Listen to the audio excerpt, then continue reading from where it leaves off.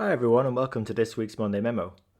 Now many of you listening probably have been compensating for times when you've had to work more remotely or virtually with maybe even more communication, whether that's in back-to-back video calls like a Zoom call or in all-day team chats with the expectation that people in the team have to respond to messages as quickly as possible.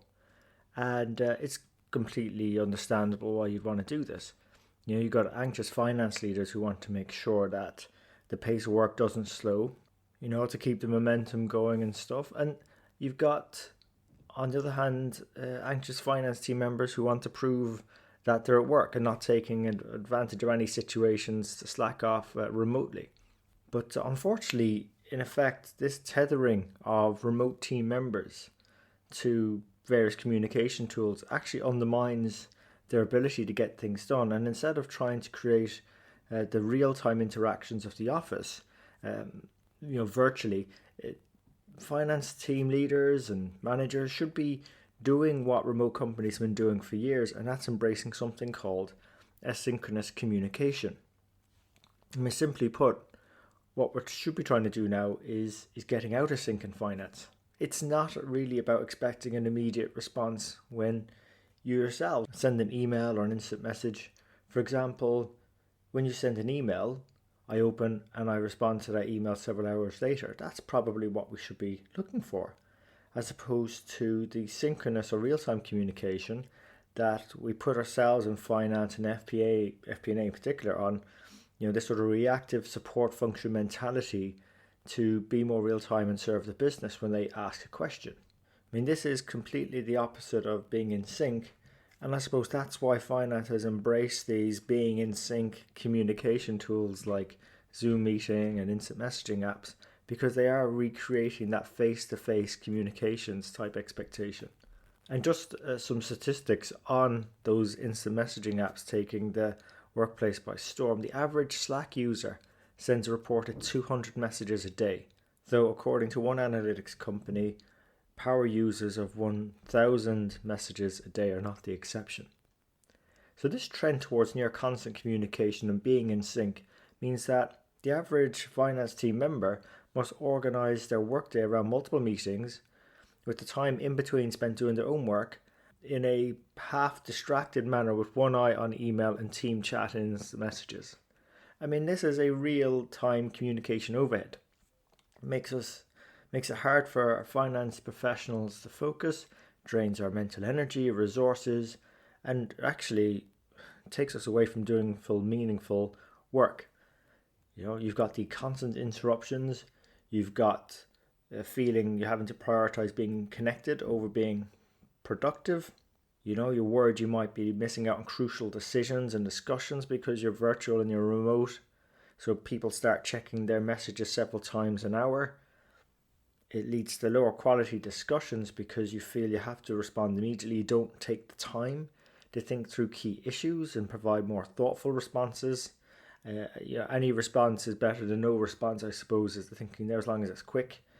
And I don't know about you, but I sometimes find it hard to disconnect from work from days like that, because it's so easy now to check email, respond to messages at any time of day or night, even weekends.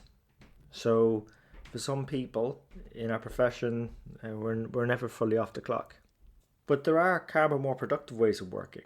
You can also embrace, like some companies that were born virtually or remotely, like Basecamp and Zapier, that you can do that and be consistent with an asynchronous or async communication approach. And it's been refreshing to hear from others in our finance community who've been sharing how they've gotten control to go back to a more calmer, more productive way of working, even be it virtually or remotely. And some of the things that they've been doing is, one, they take care of the most important things first. So whether that's spending their first hours of the morning with their kids or taking an hour lunch away from your desk, and people are actually doing this, and it's amazing when you do this sort of A/B testing of the before and after. It's just a conscious decision to deal with these big rocks first, I think some call it, and it takes some of the stress out later in the day when things might get a bit more out of control. when multiple requests are being fired at you and are drains on your time, at least you've taken care of some of the big things first. So it takes some stress off as well. Similarly, it's important to plan your workloads. A lot of people are tempted to open email first thing in the morning, but bear with your plan, because most people in finance tend to be smart people and know what they need to be working on. So work on those activities first, the ones that deliver the most meaning and impact for your role in your organization. Some call this deep work, as opposed to the shallow work you tend to find in a more synced up environment. And some people in finance have been blocking out time in their diaries to prevent meeting from slipping in. In fact, some teams have gone as far as mandating Zoom-free days. I know of some teams in Europe that have done that. So they've come together to take some of the stress off of actually doing something like that. But of course, if the business reaches out, if there is something truly urgent, then of course jump on the Zoom call.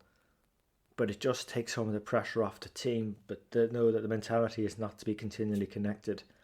And part of that is leveraging the collaboration tools like Microsoft Teams or Slack or Trello to communicate on projects. Yes, it's slower, but it's also quite transparent, and it works very well in an async environment, particularly if you follow-up meetings once a week to check in progress and gather learnings. And then another one, I suppose, that I've been doing for a while, and again I encourage you to do, is batching your responses. Don't use the extra freedom you've created by getting more control back into your virtual and remote environment to just respond to messages and emails. Batch them instead. The work will always be there. So what if you don't instantaneously respond to that message? Even if it is your finance leader or CEO, they'll appreciate the fact that you're not easily distracted and will allow you to focus on the important work. And if that's hard for you to get your head around, think of it a bit like, this would be similar to living your life as if each time you ran low on an item in your kitchen, say you ran out of butter, bread, or say salt, if you had an instinctive response to drop everything and race to the store every time that happened, isn't that a very inefficient waste of your time? Isn't that why most people keep shopping lists and try to keep supermarket trips to a minimum?